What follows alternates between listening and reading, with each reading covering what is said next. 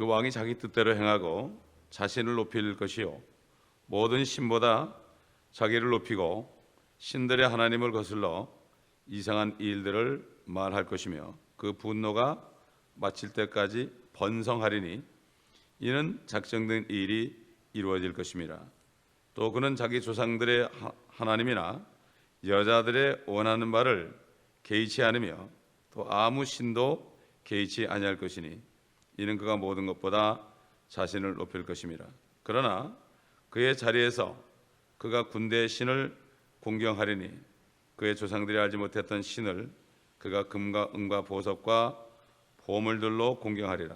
그리하여 그는 가장 견고한 산성들 안에서 한 이방신과 함께 행할 것이며 그는 그를 인정하여 영광을 더하게 할 것이요 그들로 많은 사람들을 다스리게 하여 값을 받고 그 땅을 분배하여 주리라. 마지막 때에 남쪽 왕이 그를 찌르며 또 북쪽 왕이 병거들과 기병들과 많은 선박과 함께 와서 회오리 바람처럼 그를 대적하리니 그가 그 나라들에 들어가서 휩쓸고 지나가리라.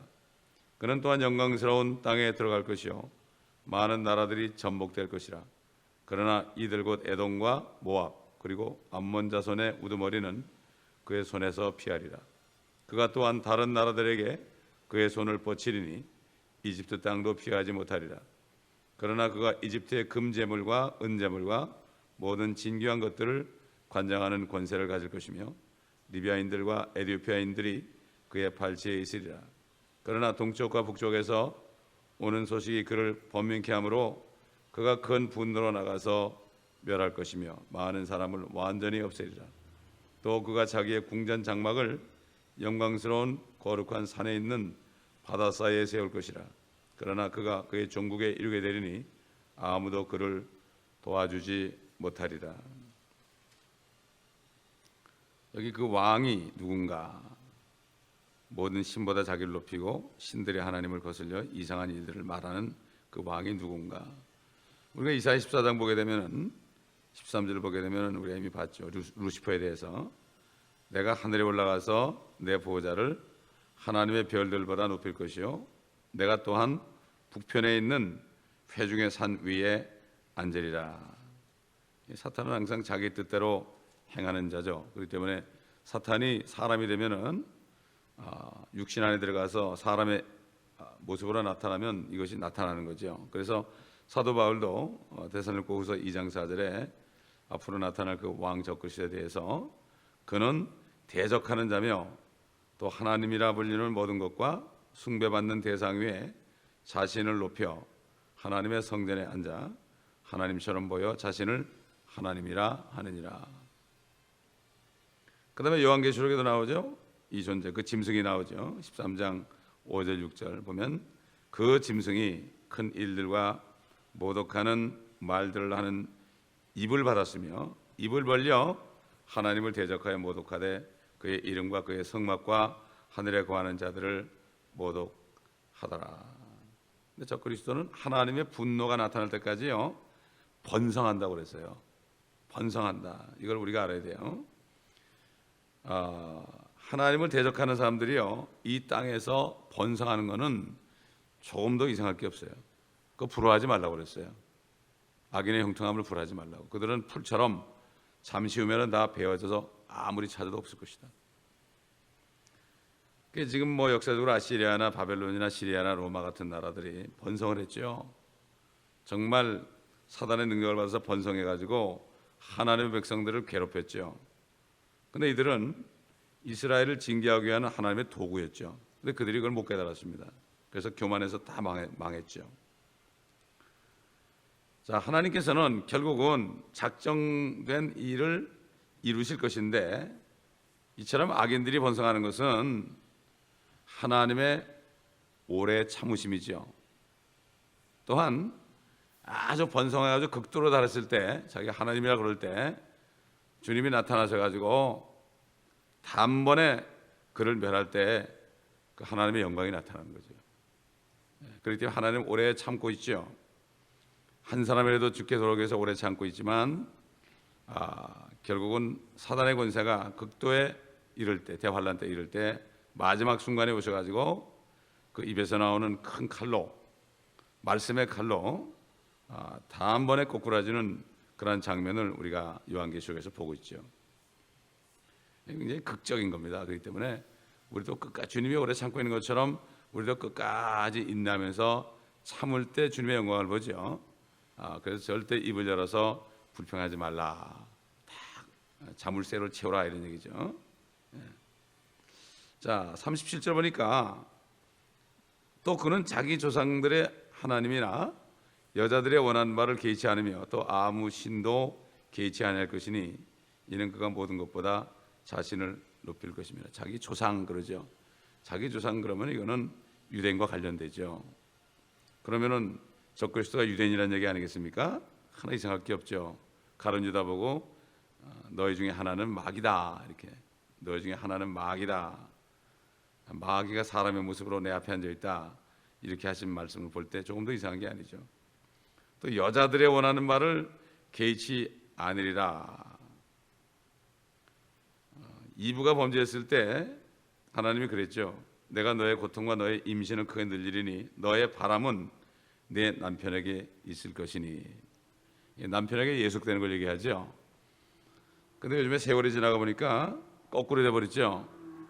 여자들이 결혼할 때 자기가 남자를 택하고 자기가 남자들을 주관하기를 원하는 이런 세대가 됐죠. 그런데 적그리스도는 여자들의 원하는 말을 개의치 않는 것이다. 자기가 원하는 대로 남편을 구해가지고 삼아야 되는데 얼굴도 좀 잘생기고 학력도 있고 돈도 많이 있고 이런 사람들 좀 자기가 남편으로 좀 데이트해가지고 택해야 되는데 여자의 원하는 바를 개의치 않는다. 자, 이걸 볼 때 말이죠. 저는 이런 생각을 했어요. 통일교 문선명 씨가 살아있을 때 얼마나 많은 사람들이 그냥 단체로 결혼했습니까? 거기 보면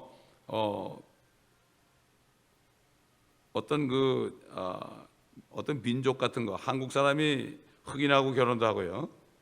또 그다음에 백인하고 결혼도 하고요. 이런 식으로 했는데 짝을 지어줬어요. 짝을 지어줬는데 이것은 그 문선명 씨가 아버지였으니까, 큰 아버지니까 아버지가 시키는 대로 했겠죠. 참 어쩌면 이렇게 적그리스도의 영을 가진 그러한 사람과 앞으로 나타날 적그리스도가 하는 행동이 비슷한 것을 우리가 알 수가 있습니다. 그때 되면 적그리스도가 상대를 골라주기 때문에 여자들은 누구를 선택하는가 여기에 대한 그 초이스가 없어지게 될 것을 여기 우리에게 보여주고 있죠. 그래서 컴퓨터를 가지고 그냥 짝짝짝 짝을 줘가지고 거기에 무조건 순종해야 되는 이런 일이 있을 것을 여기 암시하고 있습니다. 그래서 백인이든 흑인이든 또 황인종이든 사람이 포악하든 순하든 게으르든 또는 부지런하든 간에 추남이든 미남이든 간에 짝지어주는 사람하고 결혼해야 된다. 이것이 암시되어 있죠. 그때 독재니까요. 독재니까 여기 그것이 암시되어 있습니다. 38절 보니까 그러나 그의 자리에서 그가 군대의 신을 공경하리니 그의 조상들이 알지 못했던 신을 그가 금과 은과 보석과 보물들로 공경하리라. 적그리스도는 여호와 하나님을 공경하지 않죠. 하나님을 공경한다고 그래도 어떤 우주의 최고의 신, 어떤 능력 이런 걸 얘기하는 거죠. 그래서 지금 보면은 그 일루미나티 보면은 그 어떤 굉장히 파워풀한 신, 그걸 얘기하죠. 빛의 신, 그렇죠? 결국 사단이거든요. 그거를 숭배하는 것을 얘기하는 것을 우리가 볼 수가 있죠. 적그리스도가 공경하는 군대 신, 이거는 우주 에너지를 관장하는 최고 신, 일루미나티죠. 여기에 그 최고 빛의 신이다. 이게 뉴에이지 운동에서 신봉하는 최고의 신이죠. 이게 바로 결국 적그리스도가 그렇게 할 것이고, 지금 그것을 신봉하는 프리메이슨이나 이런 존재들, 뉴월드 오더, 또 에큐메니칼, 이 모든 것들이 결국은 그쪽으로 가고 있는 것을 우리가 미리 보고 알 수가 있죠. 이 신은 그의 조상들이 알지 못했던 신이죠. 유대인들 알지 못했던 신이죠. 그렇기 때문에 여기서 군대를 에너지 개념으로 볼 때 적그리스도가 어떤 최첨단의 어떤 장치나 이런 거, 레이저 뭐 이런 것들, 그런 것들을 사용할 것을 우리가 암시받고 있는 거죠. 이 금가운과 보석과 보물들 가지고 뭐 한다, 이렇게 이런 말이 나오는데, 이것은 결국 우리가 그리스도의 심판석에서 그분을 공개하는 데 쓰일 요소들과 같은 걸 또 이렇게 흉내내는 거죠. 적그리스도는 항상 예수 그리스도를 모방하죠. 39절에 보니까 그리하여 그는 가장 견고한 산성들 안에서 한 이방신과 함께 행할 것이며 그는 그를 인정하고 영광을 더하게 할 것이요 그들로 많은 사람들을 다스리게 하여 값을 받고 그 땅을 분배하여 주리라. 그들은 여기 뭐 열왕, 2장에 나오는 열왕을 지칭하는 게 분명하죠. 적그리스도 나타나면은 팔레스타인 땅은 적그리스도 수하에 있는 열왕들에게 이제 분배가 되죠. 지금 벌써 그것이 지금 10개로 나눠지고 있죠. 온 세계가. 그들은 왕국을 받지는 못해요. 1시간 동안만 왕들로서의 권세를 받다가 다시 계속 적그리스도가 완전히 통치하게 되죠. 그래서 계시록 17장 12절 보면은 또 네가 본 그 열불은 열왕이라 아직 왕국을 받지는 못하였으나 그 짐승과 더불어 1시간 동안 왕들로서의 권세를 받으리라, 이렇게 말씀하고 있죠. 우리가 이미 다 봤습니다. 자, 40절 넘어가 보니까 마지막 때에 남쪽 왕이 그를 찌르며 또 북쪽 왕이 병거들과 기병들과 많은 선박과 함께 와서 회오리 바람처럼 그를 대적하려니 그가 그 나라들에 들어가서 휩쓸고 지나가리라. 이미 이 적그리스도는 팔레스타인 땅에 들어와 있어요. 그런데 북쪽 왕과 남쪽 왕, 분명히 열 왕 중에 둘이겠죠. 이것들이 반역을 하죠. 아마 그러니까 열 왕이 1시간 정도 왕권을 줬는데 결국 이들이 반역을 하니까 이들을 다 결국은 멸망시키는 그런 모습을 우리가 볼 수가 있습니다. 그래서 이제 41절 보면은 그는 또한 영광스러운 땅에 들어갈 것이요 많은 나라들이 전복될 것이라. 그러나 이들 에돔과 모압 그리고 암몬 자손의 우두머리는 그의 손에서 피하리라. 영광스러운 땅은 팔레스타인이죠. 이스라엘을 얘기하죠. 그 땅에 이제 당연히 들어가죠. 성전에 앉아서 내가 하나님이라고 그래야 되니까. 그때 이제 많은 나라들이 전복되고 그 바로 그런데 이제 에돔과 모압 그리고 암몬은 말짱하게 보존될 것이다. 이거 하나님이 하시는 거죠. 왜냐하면 하나님께서 이스라엘 백성들 남은 자들을 에돔 땅, 그게 바로 페트라죠. 페트라 사해 바다 밑에 거기로 이제 데려가야 되죠. 그래서 큰 독수리 2날개를 받아가지고 광야에 있는 자기 처소로 날아가서 그곳에서 그 뱀의 낯을 피하여 한 때와 두 때와 반 때, 즉 3년 반을 부양받게 될 곳이 바로 사해 남쪽에 있는 에돔이기 때문에 그 에돔과 모압 그리고 암몬은 결국 하나님이 보존할 것이다. 여기 이렇게 요한계시록과 통하는 말씀이죠, 그렇죠? 자, 그 다음에 42절 43절을 보면은 그는 또한 다른 나라들에게 그의 손을 뻗치리니 이집트 땅도 피하지 못하리라. 그러나 그가 이집트의 금 제물과 은 제물과 모든 진귀한 것들을 관장하는 권세를 가질 것이며 리비아인들과 에티오피아인들이 그의 발치에 있으리라. 자, 적그리스도가 이런 재물에 관심 있는 것은 뭐 기본적인 사실이죠. 가룟 유다가 옛날 그랬죠. 재물에 관심을 가지고 항상 그가 도둑질을 했죠. 결국 이 적그리스도는 도둑이죠. 그래서 예수님이 그랬죠. 도둑이 오는 것은 도둑질하고 죽이고 멸망시키는 것이지만 인자가 온 것은 양들로 생명을 얻게 하고 더 풍성하게 얻게 하려 함이라, 이렇게 말씀하시죠. 그래서 마귀는 도둑이다. 제일 큰 도둑이 뭡니까? 이 세상을 도둑질했죠. 죄를 가져와 가지고 아담과 이브가 죄를 짓게 해서 자기 종을 만들어서 결국 자기 종을 만드니까 어떻게 됐습니까? 아담과 이브가 준 이 온 땅의 만물들이 자기 것이 됐죠. 자기 것이 됐죠. 그렇기 때문에 결국은 마귀는 가장 큰 도둑놈이죠.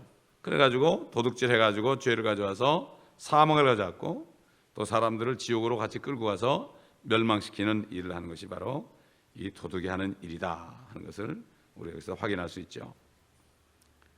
여기 리비아인들과 에티오피아인들이 그게 발치했을 것이다. 물론 그때는 이제 다 발 아래 짓밟혀지겠죠. 이제 혼자 통치해야 되니까 이것을 이것을 알 수가 있습니다. 45절 보니까 또 그가 자기의 궁전 장막을 영광스러운 거룩한 산에 있는 바다 사이에 세울 것이라. 그러나 그가 그의 종국에 이르게 되리니 아무도 그를 도와주지 못하리라. 영광스러운 거룩한 산은 시온산입니다. 시온산, 시온산. 이 산과 관련되는 바다라면 사해와 지중해죠. 저 그리스도는 사해와 지중해 사이에 자기의 궁전을 세울 것이라는 것을 알 수가 있습니다. 그가 왕이니까 궁전을 세울 것이다.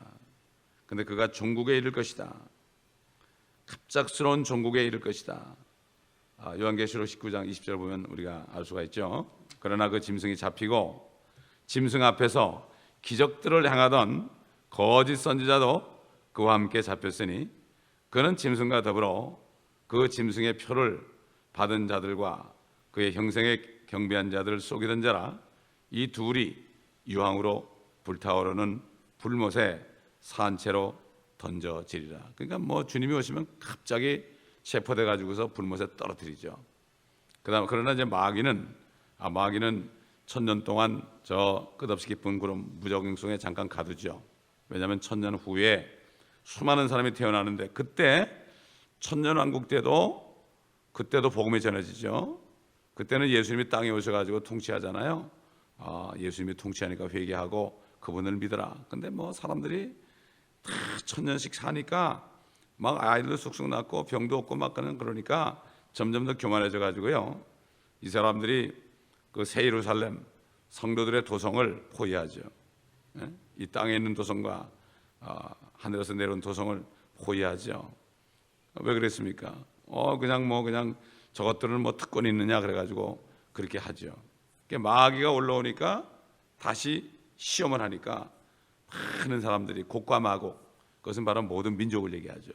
모든 민족들이 천년 동안을 뭐 엄청나게 번식돼 가지고 그렇게 살고 참 건강하게 살고 기쁘게 살고 이렇게 사는데 정말 그들이 얼마나 교만하겠습니까? 그래가지고 곡과 마곡이 다 모여가지고 성도들의 진영을 둘러싸죠. 그럴 때 하늘에서 불이 내려와서 그들을 다 살라버립니다.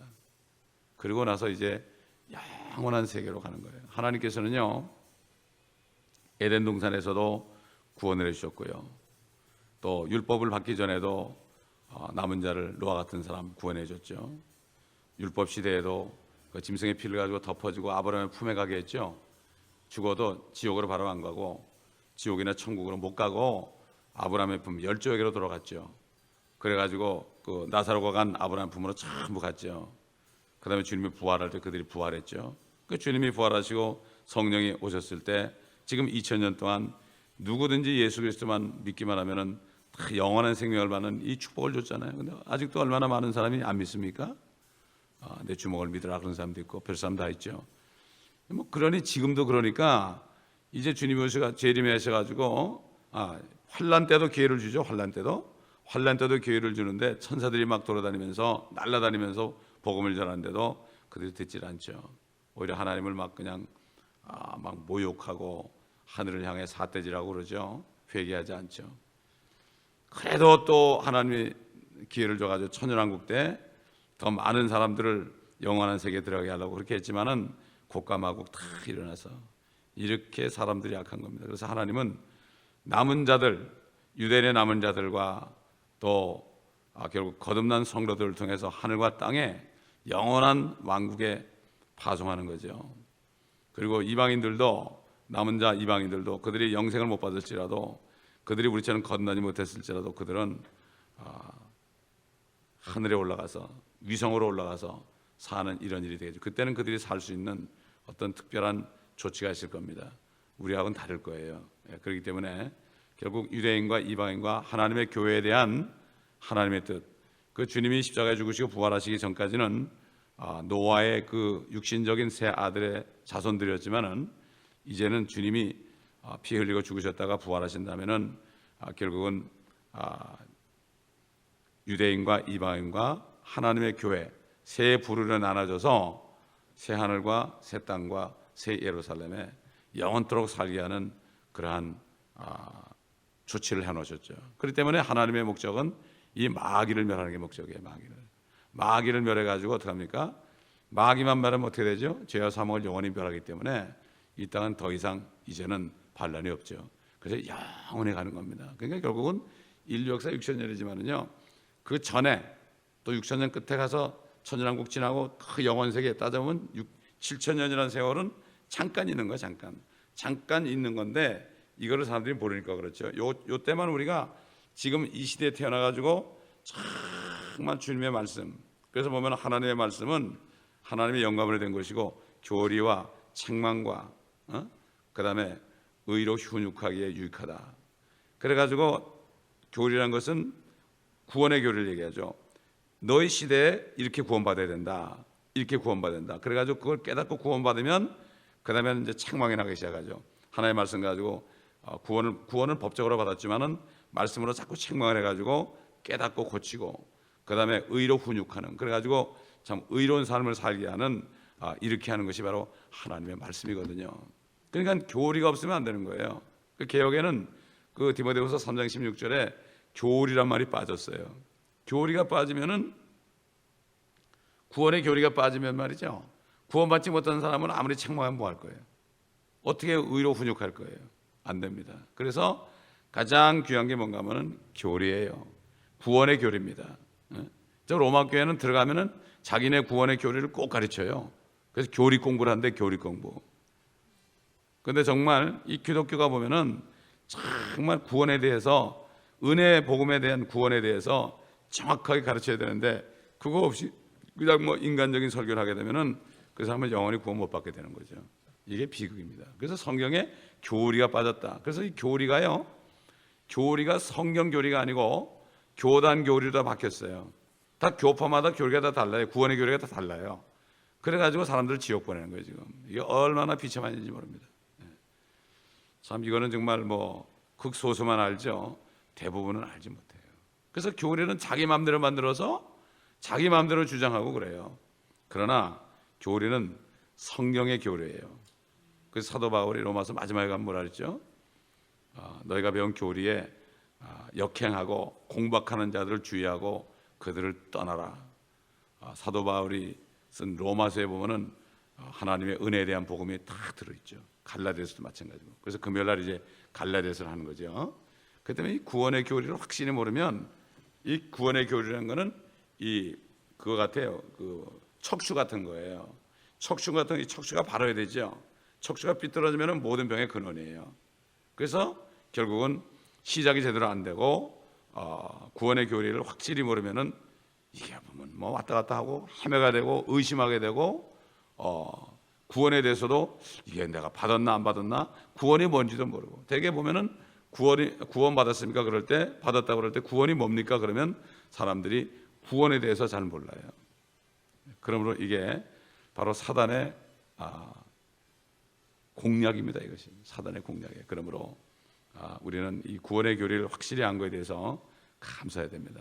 사도 바울을 통해서 이걸 알려줬지 베드로도 몰랐어요. 베드로는 그 고넬료를 전도해가지고 구원받았을 때 그때 와가지고 아우 우리가 이제 알았네. 우리뿐만 아니라 저들도 믿음으로 마음이 정결케 된 걸 내가 알았다. 그때서 알은 거예요. 그래서 사도 바울이 그렇게 많은 핍박을 받은 거예요. 그렇기 때문에 우리는 구원의 교리를 확실히 가지고 확신 속에서 있으면 얼마든지 이 확신 가운데 기쁨을 유지하고, 그리고 다른 사람들에게 이 구원의 소식을 전할 수 있는 것입니다. 기도하겠습니다. 내일은 이제 12장 넘어갑니다. 조금 시간이 남았지만은 12장 내일 넘어갑니다. 감사합니다. 아버지 하나님, 오늘 아침에도 11장을 끝나게 하심을 감사하며 이제 내일이면 12장이 끝나고 다니엘서를 마칠 수 있는 은혜를 주심을 감사합니다. 이제 욥기를 들어갈 텐데 아버지 하나님, 이 모든 말씀들을 우리가 다 먹어서 이 말씀으로 우리가 충만하여 아버지 하나님, 신학의 신긴 나무가 시절을 쫓아 열매를 맺듯이 우리의 삶이 그런 삶이 될 수 있도록 주님 도와주시고, 우리 모든 성도들 올해 한 해는 정말 주의 말씀을 즐거워하여 그 말씀을 주야로 묵상함으로 말미암아 모두가 다 정말 때에 따라 아버지 하는 시즌을 쫓아서 어렵고 힘들 때랄지라도 열매를 맺는 삶을 살 수 있도록 도와주시고 이 말씀을 듣는 모든 사람들에게도 동일한 은혜를 내려 주시옵소서. 감사드리며 우리 주 예수 그리스도의 이름으로 기도합나이다.